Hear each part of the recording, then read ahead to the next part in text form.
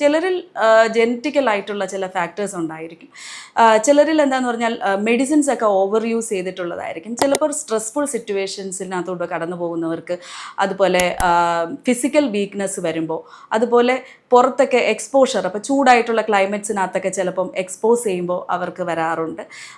Climatic changes പ്രധാനമാണ്. ചിലർക്ക് തണുത്ത ക്ലൈമറ്റിനകത്തും ചിലർക്ക് ചൂടുള്ള ക്ലൈമറ്റിനകത്തും ഇത് പ്രസൻറ്റ് ചെയ്യുന്നു. ഒരു ക്ലൈമറ്റിക് ചേഞ്ചിലോട്ട് പോകുമ്പോൾ ചിലരിൽ ഇത് പ്രസൻറ്റ് ചെയ്യാറുണ്ട്.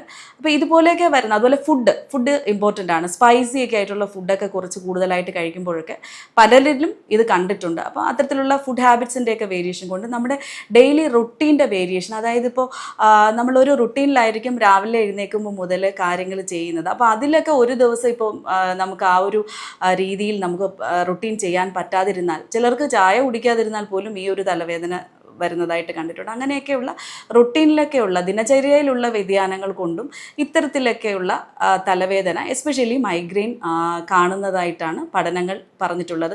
നേരത്തെ തന്നെ പറഞ്ഞു, സ്ത്രീകളിലാണ് ഇത് കൂടുതലായും കാണുന്നത് പുരുഷന്മാരെക്കാളും. കാരണം ഹോർമോണൽ ചേഞ്ചസ്, മെൻസ്ട്രേറ്റിംഗ് ടൈമിലുള്ള ഹോർമോണൽ ചേഞ്ചസ്, മെനോപോസിയൽ ചേഞ്ചസിൽ വരുന്ന ഹോർമോണൽ ചേഞ്ചസ്, ഇതൊക്കെ കൊണ്ട് തന്നെ സ്ത്രീകളിലാണ് ഇത് കൂടുതലായും കണ്ടുവരുന്നത്.